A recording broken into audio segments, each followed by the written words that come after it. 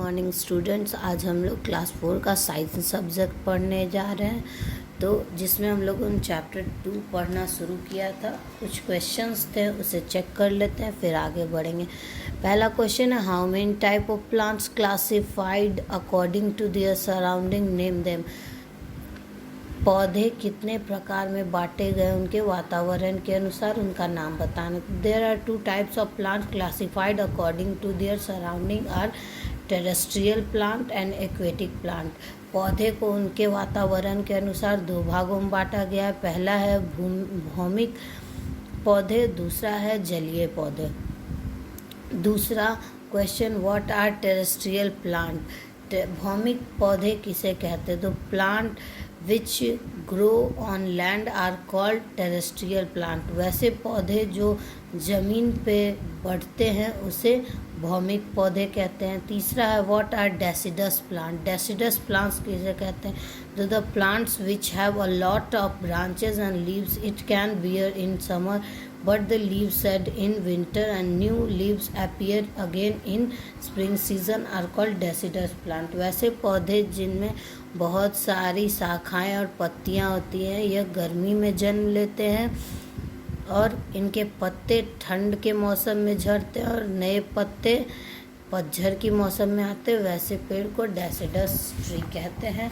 अब हम लोग आगे पढ़ेंगे। तीसरा है, plants growing in hot and damp places. Some plants grow in hot and damp places such as near sea coast, they have large number of leaves। मतलब बहुत सारे ऐसे पेड़ हैं जो गर्म मौसम में और गीली जगहों पे जन्म लेते हैं, बढ़ते हैं और समुद्र तटीय में भी बढ़ते हैं।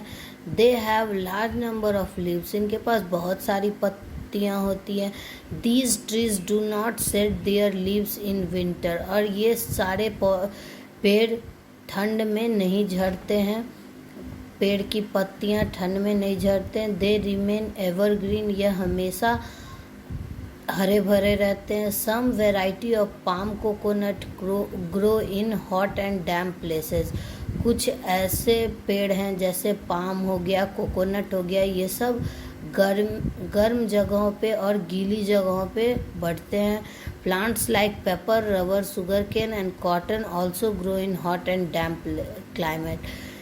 जैसे पेपर हो गया, रबर हो गया, शुगर केन हो गया, कोकोनट हो गया, कॉटन हो गया, ये सब जो है वो गर्म और गीली जलवायु में ही होते हैं। अब आगे, प्लांट्स ग्रोइंग इन डेजर्ट। अब वैसे पेड़ जो पहाड़ी इलाकों में उगते हैं। In desert areas there is very little rain and water is not easily available. यहाँ पे मरुस्थल में बहुत कम बारिश और बहुत कम पानी मिलता है। The plants which grow in desert areas are very different. They must survive for long period without water. These plants store food and water in their thick and fleshy stems। वहाँ पे पानी न मिलने के कारण, अलग जगह के कारण वहाँ पर अलग तरह के पौधे उगते हैं, और वह बहुत दिनों तक बिना पानी के ही रहते हैं और वह अपना भोजन जो गुद्देदार तने होते हैं उसमें रखते हैं। The leaves of plant are in the shape of spines, sharp spines, और इनकी जो पत्तियां होती हैं वो कांटेदार होती है।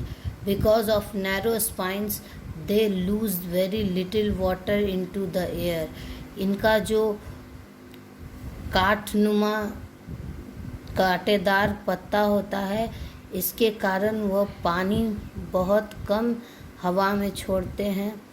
How is food made in these plant? It is made by the green fleshy stem. इसमें खाना बनने का तरीका यह है कि वो उसके गुद्देदार तने में बनता है। The common plants growing in desert are cactus and prickly pears. इसमें सिर्फ 2 तरह के ही पेड़ उगते हैं। पहला है कैक्टस और दूसरा है prickly pairs.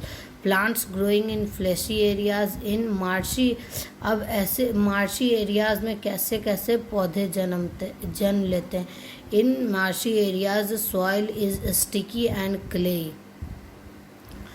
The plants which grow in marshy areas are called mangroves.